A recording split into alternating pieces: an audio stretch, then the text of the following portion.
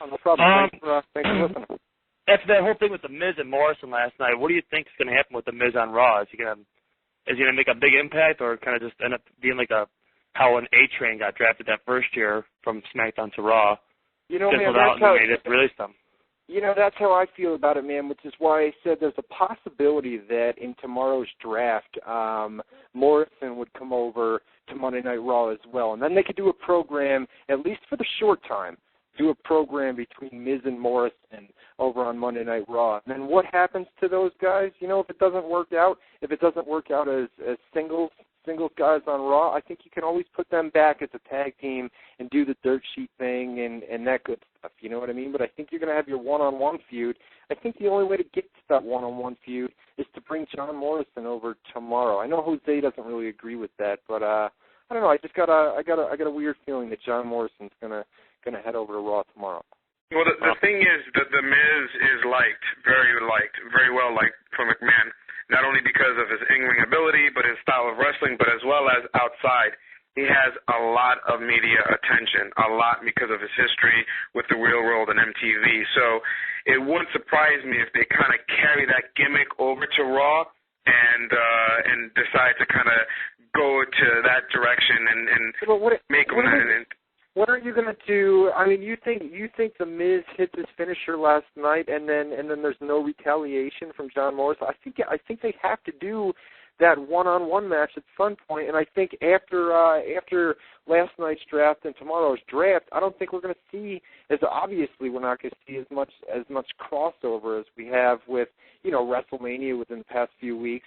We're just not going to see that crossover, and I think you need to have those guys on the same brand. And I eventually expect those guys to be back together. And to say it can't happen, I mean, Bella versus Bella, I mean, they just fought each other, 2 weeks ago, last week on ECW, and here we are a week later, and they're back as a tag team. You know what I mean? So I don't know. It'll be interesting to see what they do with Morrison tomorrow. I think he'd be one of the bigger names in tomorrow's draft because the big names are basically done for right now.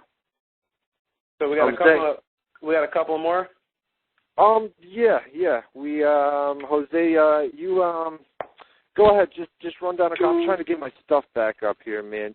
All right, I'm gonna run my names real quick, and then we just kind of Then we'll rebuttal that, and then if you have any more, then we can work from there. But these are my final picks for the draft. I see Goldust moving from Raw to SmackDown. I see Jillian moving from Raw to SmackDown. Mike Knox moving to SmackDown since he's a big guy. I don't think that they need his ability, if you want to call it that, moving from Raw to SmackDown. Then I have a feeling they're going to break up the twins. I think Nikki's actually going to end up going to Monday Night Raw. No, see, I don't see that because if they were going to do that, then they would have kept them separated. They wouldn't put them back together on WZROnline.com last week. They would have kept them. They would have had that feud, the one-on-one match, and then it wouldn't have mattered if one of them got drafted to Raw and one went to SmackDown. But I think now that they're back together, they ran a big angle on WWE.com last week. So I think I kind of disagree with that one. But I think the Bella Twins stay together. Mike Knox, you said, yeah, Mike Knox. Wherever he is, who cares? Mike Knox, yeah, exactly. It's just gonna be Mike Knox, which I don't know. It's Mike Knox. That's all I got for you. No, you're right. Jillian, you said Jillian from Raw to SmackDown. I like that. I like that a lot, man. She's been lost. I mean, where's she been? You haven't seen her in forever. And maybe repackage her. Give her a new gimmick. Maybe not, though, because that gimmick's based off, it's a takeoff of Brooke Hogan, and Vince is, Vince and Hogan have been back and forth, da-da-da-da-da. Vince and Hogan get on good terms, Jillian Hall's kept off TV.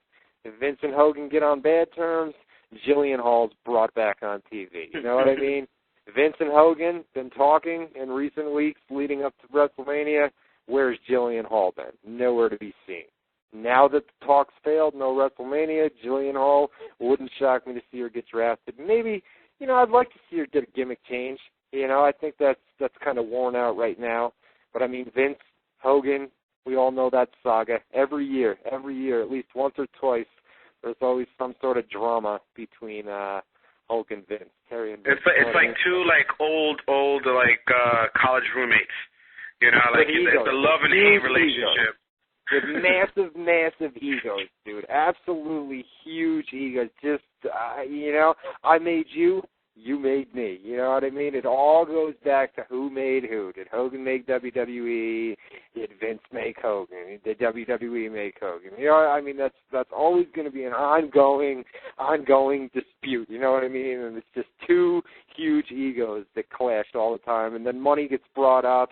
What are you going to work for? Hogan says no. It's all a bargaining ploy to get Vince to offer more money, and then Hogan goes out to the media, puts his name in the spotlight, da-da-da-da-da-da-da. You know? You should write a book. Yeah, right. Put it in that other book that you're reading. Yeah, right.